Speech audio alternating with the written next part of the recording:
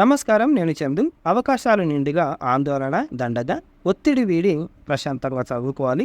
Video చివరి వరకు చూడండి. ఒకవేళ ఛానల్ని సబ్స్క్రైబ్ చేసుకోకపోతే ఫస్ట్ సబ్స్క్రైబ్ చేసుకోండి. నవిపేట మండలం నాగేపూర్కు చెందిన సూర్యతేజ జిల్లా కేంద్రంలోని ప్రైవేట్ కాలేజీలో ఇంటర్ పూర్తి చేసుకొని అదే కాలేజీలో హాస్టల్లో ఉంటూ ఎంసెట్ షార్ట్ టర్మ్ శిక్షణ తీసుకుంటున్నాడు. అప్పటికే ఇంటర్ యాన్యువల్ ఎగ్జామ్స్ తోటి ఒత్తిడికి గురైన సదరు విద్యార్థి వారం వ్యవధిలో మళ్ళీ ఎంసెట్కు సిద్ధం కావాల్సి రావడంతో ఒత్తిడికి గురయ్యారు. సబ్జెక్టులు అర్థం కాకపోవడంతో గోదావరిలో దిగి ఆత్మహత్యకు పాల్పడ్డారు.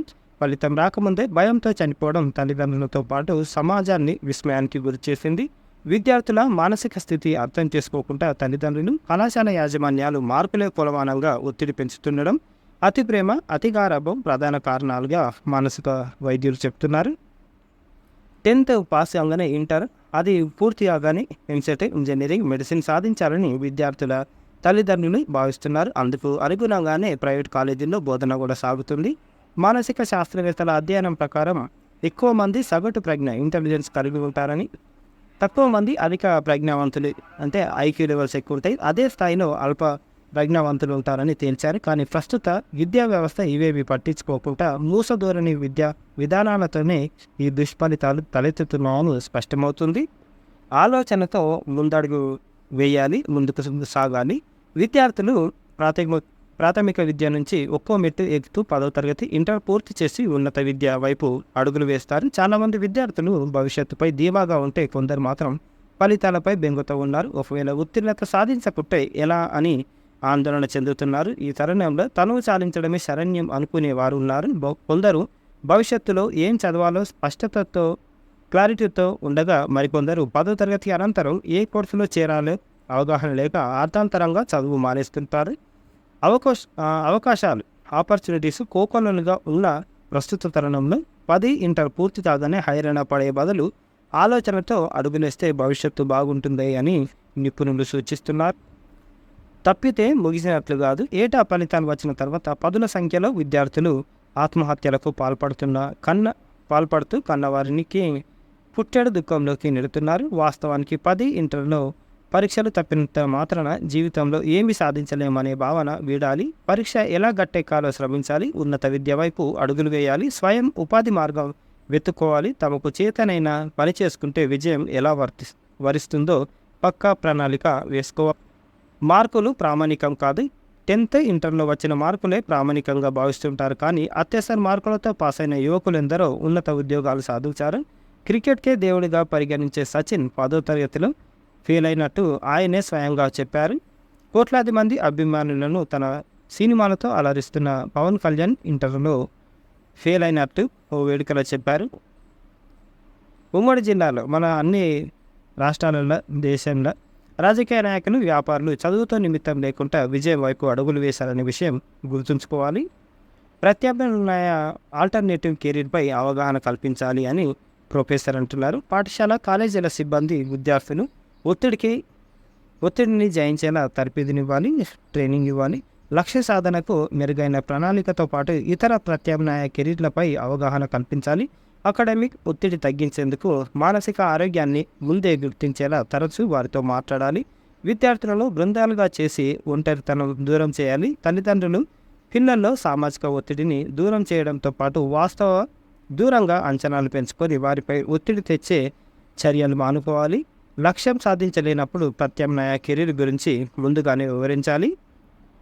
పరీక్ష ఫలితం విషమించొద్దు. యాన్యువల్ ఎగ్జామ్స్ పరీక్షలు రాసిన విద్యార్థులతో పాటు తల్లిదండ్రులు, ఉపాధ్యాయులు, విద్యాలయాల యాజమాన్యాలకు ఉత్కంఠ. యాన్యువల్ రిజల్ట్స్ పరీక్షలు బాగానే రాసిన ఫలితం ఎలా ఉంటుందోనన్న ఆందోళన అందరిలోనూ ఉంటుంది. ఈ ఫలితాల ప్రక్రియ అందరిలోనూ ఒక విధమైన కుంగుబాటుకు, డిప్రెషన్కి గురి చేస్తుంది.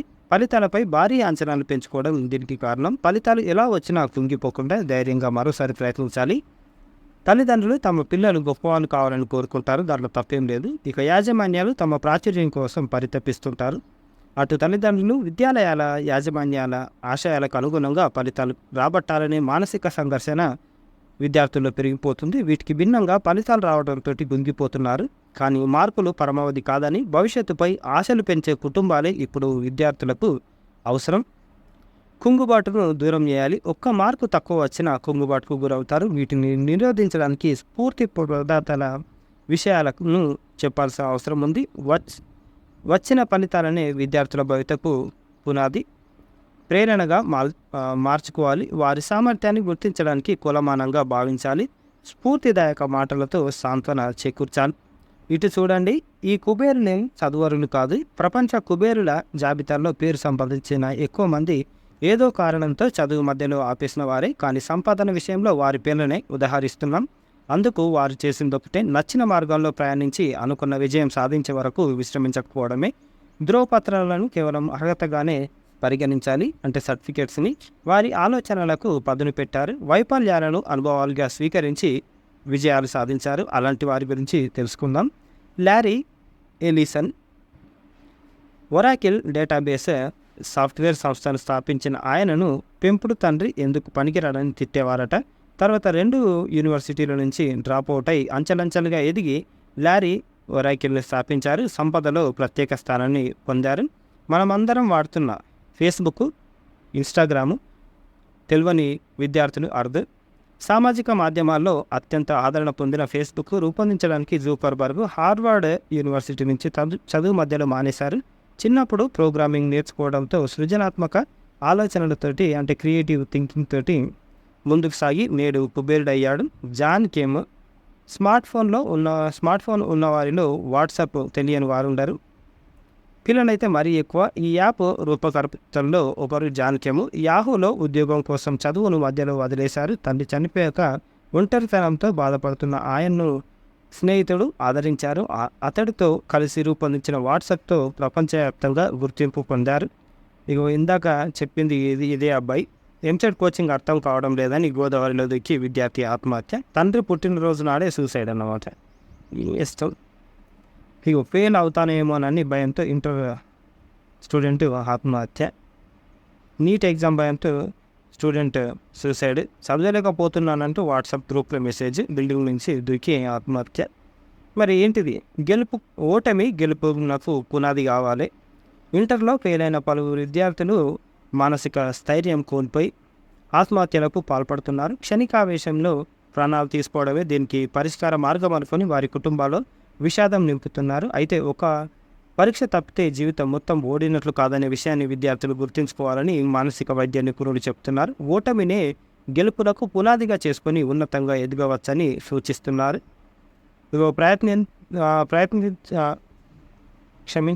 ప్రయత్నిద్దాం, అంటే ట్రై చేద్దాం చూడు, పోయేదేముంది అని. పాస్ అయిన విద్యార్థులు ఉన్నత చదువుల కోసం ఆలోచిస్తుండగా ఫెయిల్ అయిన వారు నిరుత్సాహపడాల్సిన అవసరం లేదని నిపుణులు చెప్తున్నారు. నిజానికి గెలుపోటములు తాత్కాలికం, చీకటి శాశ్వతం కాదు, దాని వెంట వెలుగు వస్తూనే ఉంటుంది. ఇదే చివరి అపజయం అని సానుకూల దృక్పథంతో మళ్ళీ ప్రయత్నించాలని సూచిస్తున్నారు. 12th fail movie real hero Manoj, Sachin లాంటి ప్రముఖులు కూడా ఫెయిల్ అయిన వారే. గుర్తుపెట్టుకోండి. హోప్ భరోసాగా మారండి, భారంగా కాదు అని ఇచ్చారు. అనుకోని ఫలితం ఎదురైతే ఒత్తిడికి గురయ్యే యువ హృదయాలకు తల్లిదండ్రులు అండగా నిలవాలి. నిరాశ చెందే మీ పిల్లలకు జీవితం అంటే ఇది మాత్రమే కాదని, ఇక్కడితోనే అంతా ఆగిపోదని భరోసానివ్వండి. భయాందోళనలలో ఉండే మీ పిల్లలను కనురెప్పల్లా కాపాడుకోండి తప్ప భరించలేని భారంగా వారికి కనిపించవద్దు అని మనవి చేస్తున్నారు. ఇది ఈరోజుకి సంబంధించిన ఆర్టికల్. అవకాశాలు చాలా ఉన్నాయి, ఆందోళన మాత్రం పెట్టుకోకండి. ఒకదారి లేకపోతే ఇంకోటి. ఆర్జీవీ మూవీలో కూడా ఉంటుంది. ఇప్పుడు కాకపోతే మళ్ళీ సెప్టెంబర్లో ఎగ్జామ్ రాసుకోవచ్చు, సప్లీ రాసుకోవచ్చు అని. కాబట్టి గుర్తుపెట్టుకొని ఎన్నిసార్లైనా రాసుకోవచ్చు, దాంట్లో ప్రాబ్లం ఏం లేదు. స్టడీస్ మనకు వర్కౌట్ కాలేదు, బిజినెస్ చేసుకోవచ్చు. చాలా మార్గాలు ఉన్నాయి. అంతకుమించి చచ్చిపోవడం మాత్రం తప్పు. మన ప్రాణాన్ని మనం తీసుకోవడానికి పర్మిషన్ లేదు. పరీక్ష ఫలితం విషమించొద్దు అన్నమాట. ఓకే, ఇది ఈరోజుకి సంబంధించిన ఆర్టికల్. లైక్ చేయండి, షేర్ చేయండి, సబ్స్క్రైబ్ చేయండి. థ్యాంక్ యూ, ధన్యవాదాలు.